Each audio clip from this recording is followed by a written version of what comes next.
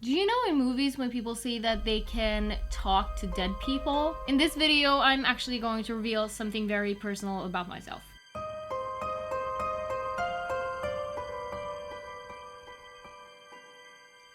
What's up, Ninja Squad, and welcome back to another video here on my channel and another tea time with Celina. Before we move on to the core of this video, of course we need to talk about tea or whatever you are drinking. As usual, you have to drink something when you're doing these type of videos. Right now I am drinking some what was it, like a fruity something tea. It's very good. It's green. I got my milk and honey in it, which some people find is very odd, but that's just how I like it. And as you can see, I got my merch mug. So it's the Nail Technicorn right here, and I actually got, well, I have to show you this as well.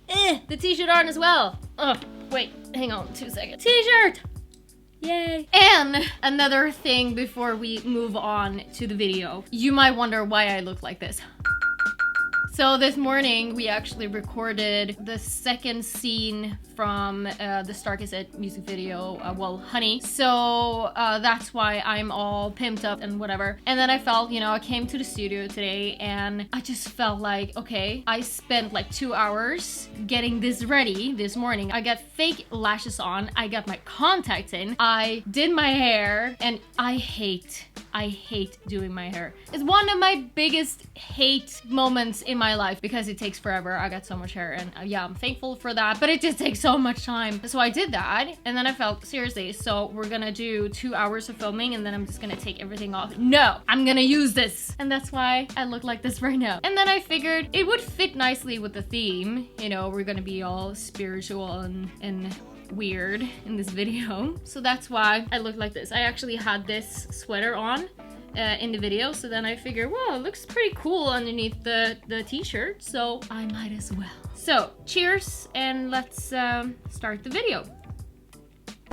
So let's get down to business. This is a topic that I have been wanting to talk to you about for many years, but I just haven't felt like the timing has been right. Well, it's extremely personal and it's very controversial, but I think I'm ready now, so that's why I'm doing this video now. I have mentioned briefly in other videos that I'm into like spirituality and the spirit world, and not maybe the spirit world, but I have mentioned that I am a spiritual person, I guess. Today I'm actually gonna talk to you about like the amount of spiritualness that's involved in my life and kind of how I got there, and we're just gonna start from the beginning, so let's do that. A little teeny tiny little disclaimer before we move on is that I fully understand that if some of you feel like I'm being a nutcase and that you don't believe in the spirit world and universe and law of attraction, I fully respect that and I understand it. If you are not comfortable with this, then I would recommend you to skip this video. If you keep an open mind, then you are more than welcome to watch this video, and if you are of course interested in stuff like this, then just continue watching. I would love to hear your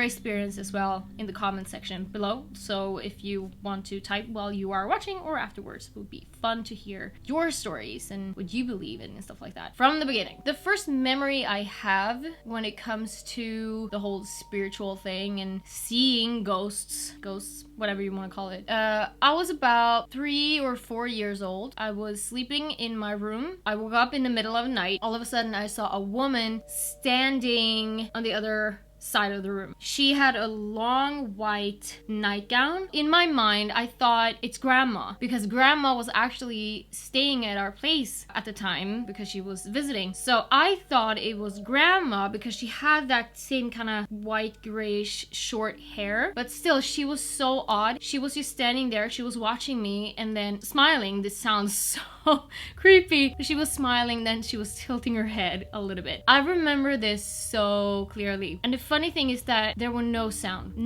at all. It was dead quiet. I got scared and then I pulled my blanket over my head, and then when I pulled it back down, she was gone. No sound. I didn't hear her come in or leave. I told my parents the next day, and they asked grandma if she had been in my room that night, and she said no, of course. And she doesn't have a nightgown like that. It's just weird.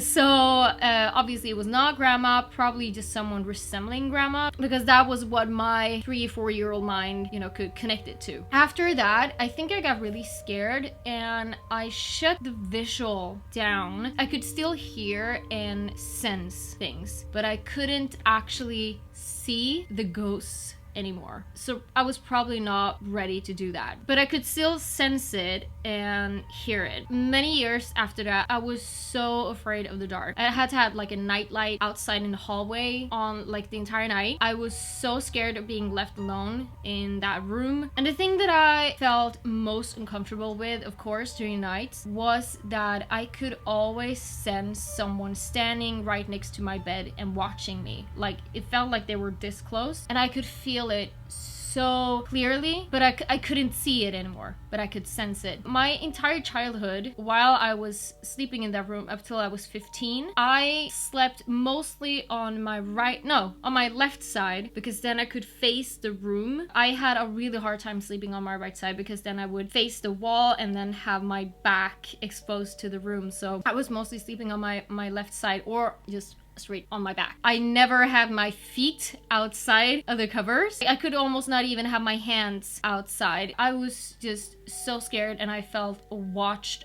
all the time. After that, I moved actually up a floor, so I switched rooms in our old house. So I moved up to the second floor, got a bigger room. I was hoping that the thing would stop haunting me, but it continued. I mean, obviously it didn't have anything to do with the room itself, but it was me. It was around this time, maybe a little bit earlier, maybe when I was around 12 or after like 15, I don't know, but somewhere around there. I could actually start to hear things as well. I remember so clearly, I asked my best friend Anna, and I was like, so do you also get this sometimes when you are trying to sleep but you're still awake, that you can hear someone scream loudly in your ear? And she was like, yeah, no. So that happened on many occasions. It was mostly when I was younger. It can still happen sometimes. It's like you turn on a radio, and when you are turning the knob, it's like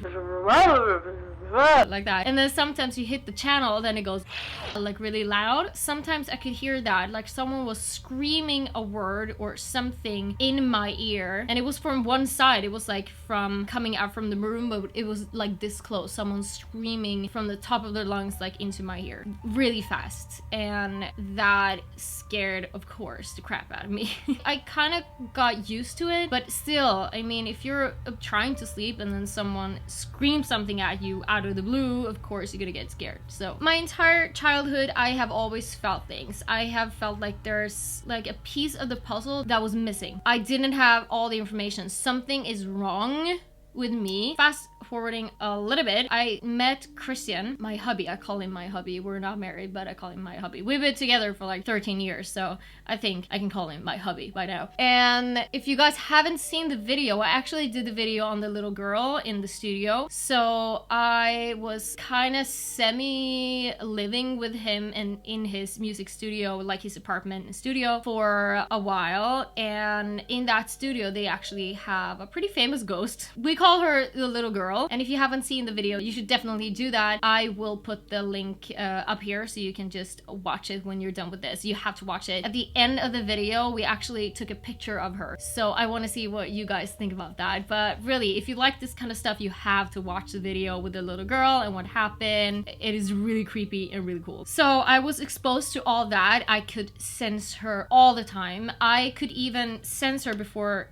Christian told me that there actually was a little girl. Okay, so this is pretty weird. I can see things sometimes in my mind. It's like I'm making it up, but I'm not making it up. So I remember one night I looked over to the corner and I was like, oh my god, there's a girl standing in the corner. And I couldn't see it with my physical eyes, but it's like my mind and everything in my body just told me like there's a girl in that corner looking at us right now. I didn't know anything about the little girl by then. So Christian told told me later about the girl and things that had happened in the studio a little bit more forward. Actually, 9.5 years ago, one of the most horrifying and tragic and traumatizing things happened to me. That was the passing of my grandfather. He was in a very dramatic car accident. He didn't pass away right away. He was at the hospital for about 10 days before he passed away. He couldn't speak. He was fairly much gone most of the times, but we were there every single day. And then right before he passed away, we had a moment when I held his hand and he woke up and we just looked at each other and said goodbye. And this is still tearing me up. It's been 9.5 years and it's still horrible and so sad. My grandfather was like my second dad, so he has always been a huge part of my life. Obviously, it was a huge loss and extremely traumatizing.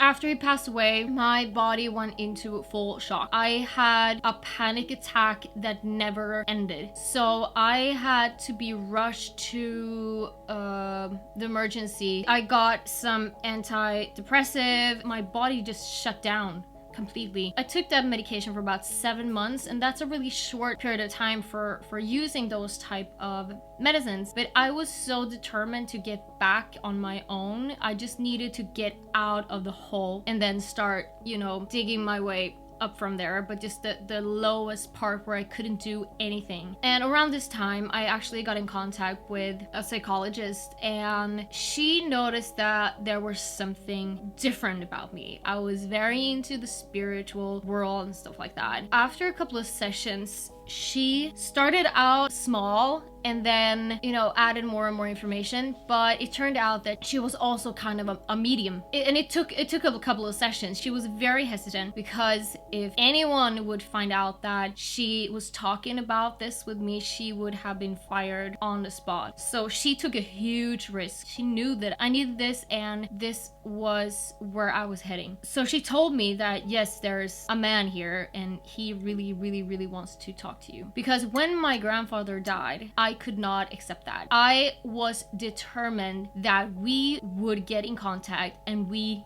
need to talk. It was not even if, it was when and how and what do I need to do. She helped me to get in contact with a real medium, like someone working with the mediumship. Before I talk about the medium experience, I have to rewind a little bit because I had been given some signs that I knew in my mind that it was my grandfather. But it's, you know, you almost don't want to believe it because then if it's not, you're gonna be so disappointed. Basically, he broke a lamp right in front of me, like it was flashing like this 3 times and then bang, right in front of my face. Like it didn't break or anything, like smashed like that. The lights just went off. And because of that, because, you know, I have such a huge fear of the dark, because that was my nightlight, I had to go downstairs into the cellar and get a bag with my Christmas decorations, because this was on the December 9th, and that is my name day. I don't know if you guys have name days, but in Sweden every day is like a name. So my name day is on December 9th because my second name is Anna. And we had a thing with the Anna Day that he would always celebrate that with me. No one else cared, kind of, but it was a thing with me and him. So he always like sent me a card, or he came over and gave me chocolate, or did something else. We went out on different field trips, whatever. It was our thing. So when the first December 9th came on after he passed, I was just waiting for a sign, like, where is he? I want you to contact me because this is our day. And nothing happened. And then this light broke. It was so strange. I've never seen a light break like that. So I had to go downstairs and grab my Christmas lights and then unpack the star. It was like a light with a star that's usually on that exact spot, you know, during December. So I switched it out from the bag with my Christmas decorations, and then I left it, and that was it. And I was pretty disappointed because I still wanted my grandfather to contact me, of course, but nothing happened. And then I think the next day I was like, okay, well, he's not gonna do anything. So I started to look through the bag that I brought up from the cellar. As I was digging through the decorations, at the bottom there was a Christmas card, and on the card it said, "Congratulations on the Anna Day," and it was from my grandfather. Obviously this was an old card, but I had no clue that that card was in that bag. So for me, it was such a clear sign, because, you know, he broke the light because he knew that I needed to go and grab the bag and take it upstairs, and hopefully I would have found the card in there, but I didn't go through it until the day after. So that for me was such a beautiful like confirmation that he was still around and he was waiting for me to contact him. Moving on, I was seeing this medium, and right before I was talking to her, I talked to my grandfather. I told him, you know, you need to mention something that she could not know about. It has to be something very personal between me and you. I would say something from when I was a kid, like really small, something special for me and you. So I went there. She got in contact with my grandfather right away. She started to describe him. I didn't know her, she didn't know me, and it was so clear when she described him that it was him. And then she asked for some kind of real confirmation, and so she started to mention a sledge, not skis, but a sledge. Hopefully that's the right word. I need to look it up, but yeah, should be a sledge. And she was talking about a red sledge, and the funny thing is that that was spot on me and my grandfather, because we always made these winter field trips. Like, we were skiing, we were on this sledge. I had exactly one of those sledges, and there's very few pictures of me and my grandfather together, but I do have one really pretty picture with me and him when I'm on the sledge and he's pulling me in that sledge. That of course was a fantastic confirmation. She also said another bunch of different things, and I was crying my eyes out, but it was a fantastic experience for sure. And after that, I actually got into the mediumship myself, because she told me that I was psychic and I could especially do healing. I was like, all right, let's do that. I started to take her, it was like a medium education. So I did level 1 and level 2, and then I did healing level 1 and 2. I went to different seminars, I did a bunch of things. That opened my eyes. After that, I was not afraid of the dark anymore, because I knew what was there and that it was not dangerous. The thing that I had been feeling as a kid, that was my entourage of people watching over me.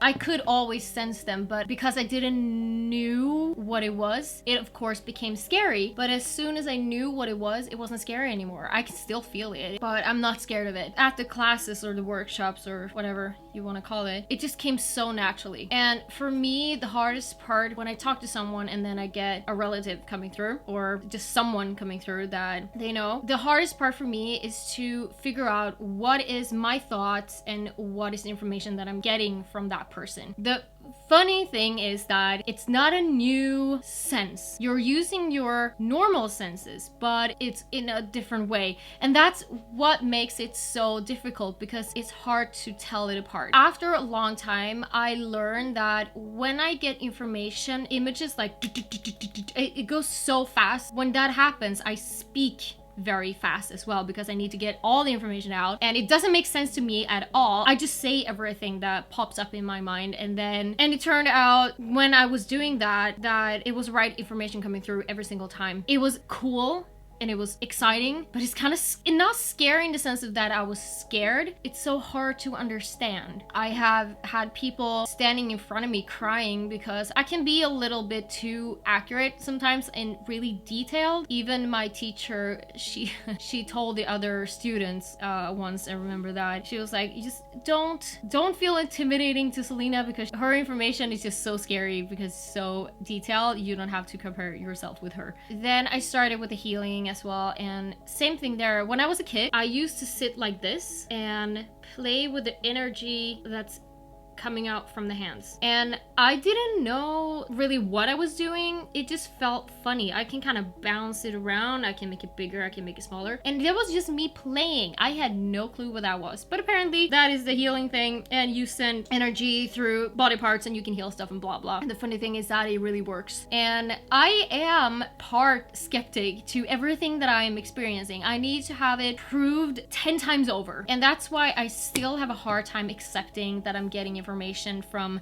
the other side, even though apparently I do. To me, it's just too easy. In some way, I want it to be harder than it is, because then I would accept it better, but it's not. It's just there. With the healing, that's easier for me to accept because I can see what is happening and I can also feel it. Because when I do healing, I can feel it in my hands, I can feel it in my body and in my arms. I get a lot of information about the person that I'm doing healing on, and then I have had people started to cry. They don't know where I am, like when I'm doing the healing. I was doing healing on a friend and I knew that she had problem with, I don't know what the area is called, let's say the knee. I was on around the knee, and I knew that she had a lot of emotion stuck to it because she was a dancer and it made her dance career so much harder. I was around the knee and all of a sudden she started to cry. She had her eyes closed. She didn't knew what I was doing, but she started to cry, and that just shows me that it works.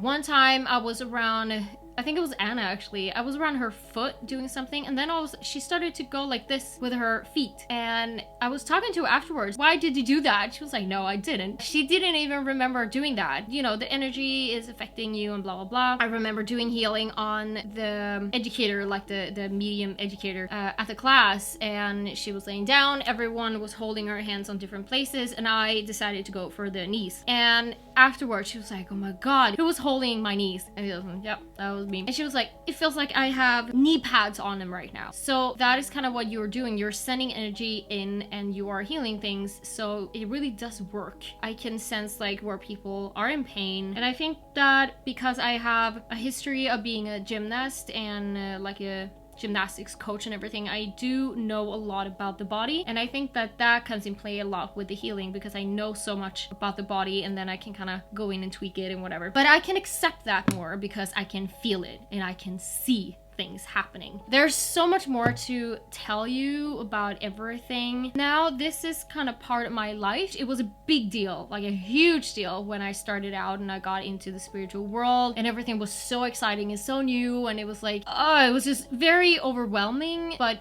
also very fantastic and exciting, of course. Now it is just kind of part of my life. I have learned how to open up, you know, you open up your chakras and then you close them down. That would be another video. Right now I can easily shut things out if I want to. Sometimes when I'm traveling, you know, I'm staying at different hotel rooms. Usually there's nothing there, but occasionally I can meet someone, and that is a bit annoying because usually I just want to go to bed. I need to sleep because I have a class a day after, so I need to rest. Sometimes it can be really like in your face, but now I have learned to be like, no, I don't want to talk to you. I'm sorry, but I'm not the right person to talk to right now. The problem is that when these spirits get in contact, like they see someone who is spiritual and who they can talk to, they are drawn to that because it's like a dark room, and then all of a sudden you see a light, you know, walking across the room. So they are getting drawn to that because they know that they can talk to that person. For me, it's kind of like, you know, putting a hat on, because this is kind of where the energy comes out. So I'm putting my hat on and I was like, nope, I'm closed for today. I got someone in the studio. My students have actually noticed that as well. It's pretty funny, but it's a nice ghost. I'm not sure. I think, well, my grandfather is here all the time. Actually, I speak with my grandfather and my grandmother every night. It's not necessarily like they're there like they were before, because now it's like they know that I know that they know that I know. Nah. It's such a natural part of my life now that I don't have to make a big deal out of it. I talk to them and I know that they're listening. I talk to them every night just to let them know kind of stuff that I'm thinking about, stuff that I'm dealing with, that I need help with and guidance, stuff like that. So I do know that, I mean, my grandfather and grandmother, they're here. Absolutely. But I think there might be another person in here as well. I'm not sure, but they are very friendly and they just want to make sure that I'm not pushing myself too hard and that I'm not working too hard, because I can get like pushed out of here if I'm staying too late. It's like, no, you need to go home now. So we can talk about that in another video, but it's just very much part of my life. I was in Scotland, in Edinburgh, and I was doing this ghost tour. That was last year, like 6 months ago. We were in this the cellar thing, and she was talking about the ghost. She was like, oh, so there's usually a ghost standing in that corner, blah blah blah. I'm like, well, I didn't tell her, but I was like, no, he's right over here. He's standing right next to me, and he looks like this. I do sense it. When I walk into a room, I can sense if someone's there or not. Usually I have my hat on, so I don't take too much of the information in, because that can be very draining. So I'm very happy that I have the control over it right now, so I can put my hat on and take it off whenever I need, if I need to do something. And I think it's kind of part of being, you know, a nail tech, working with people in general. It's very easy for me to connect with people, and especially because, you know, I'm sitting here, I'm holding someone's hand, so it's physical. I can sense what they're sensing a lot of the times. Sometimes, you know,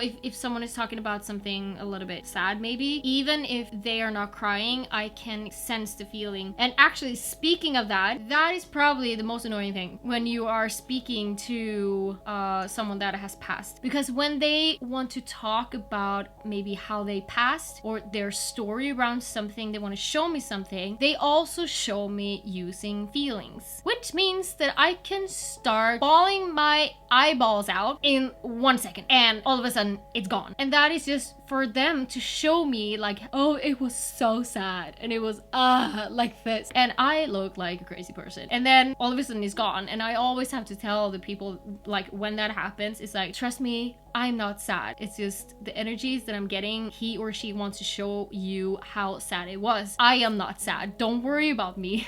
But it's really weird. Also, when I've had a session that has been really intense, like with a lot of energy, or maybe like when I'm doing healing or stuff like that, I sometimes go into like post healing or mediumship, whatever. I get so cold that I am shaking like that. I get so drained and so tired. But I think that it was mostly before, when I was new doing this, because now I kind of know how to maintain my own energy and then also pass the energy through me and onto the person. It's really weird, and I could talk about this forever. It is very interesting, and there are so many books, there are so many pages, there are now YouTube channels with people talking about this. So if you are interested, there's so much information to find. I have been thinking, and I think I want to do more with this, because another thing that I love doing are the tarot cards or the angel cards. I mean, it depends on you guys if you would be interested in that, but we could do like card readings. I've seen a lot of people doing these videos where they put like maybe 3 piles up, and then you get to choose the pile that you're most attracted to, and then I start to do the reading, and that's the information that you need to hear for that month or whatever it could be. So maybe like, yeah, reading of the month, like what are the things that you need to think about this month. The cards are amazing. They're so spot on, it's crazy, and that also is connected to the law of attraction thing. So if you are interested in the law of attraction, stuff like that, I could do another video talking about that, because this video is gonna be so freaking long. I'm actually gonna end with a really funny and cool story that happened to me a couple of years ago. So this was actually after my grandfather passed. My parents have been with me through this entire journey. They have seen everything, and they believe me 110%. And it's funny because my dad is like, he's working in the medical section, like he should not believe in stuff like this, but I've done healing on him so many times and it works, and he asks for it. So it's funny, I'm kind of living with the skeptic, but he is totally transformed. The stuff that I have been telling them, you can't deny what has happened. You know, we have our vacation house in the Swedish archipelago. My grandfather actually built that house. It is a family treasure. We love that house to death, and my dad was out there, he was working on the house. So one morning I was kind of like in between sleep and waking up, and that's the perfect timing when, if anyone from the spirit world wants to contact you, they're gonna do it right then. All of a sudden I see my grandfather's face so clearly. I can't describe it, but it's almost like you're looking at something that should be 2D, but it's 3D. It was just the strangest moment ever. I could see him so clearly, his face, and it was right there, and it was like I could almost touch it, but it's like in my mind, in the dream, it's very strange. And I was like, oh my god, yes, I have been waiting for so long for you to contact me. So I got some questions to ask you, blah blah blah, and he interrupted me and he said, the water pump. I'm like, Yeah, so that was not really what I wanted to talk about. He was like, the water pump. I'm like, well, you know, okay, yeah, got the message, but there are some other things that we need to talk about. Water pump. Okay, well, good chat. And it was like in a movie, he was like fading away like this, and it's like, water pump, water pump. Good talk. I didn't think too much more of that. I actually went right back to sleep, and then when I woke up later, I called my mom. She was like, oh my god, did you speak with dad today? I was like, no, I did not. What? And she told me that, well, he's out doing some work on the house, and this morning the water pump broke, so it flooded like the grounds of the house, and it's like a total mess and blah blah blah. I was like, oh, I'm just gonna give him a call. So I called him and I told him what happened, because I was like, so when did the water pump break? And it was like, you know, well, it was maybe like 9 in the morning. And I was like, well, I actually got a call from grandpa around 8:30. It was 8:30 in the morning when I got this, because I remember looking at my phone, and then around 9 the water pump broke. So I failed to send my dad the message. It's funny because my dad, the day before, he told me like, I don't know what's going on, the lights are breaking all over the place. Like, he had to change the light bulb in every single light, and they just break and break and break. And I told him that that is usually a sign, like that's how a spirit wants to communicate with you, is to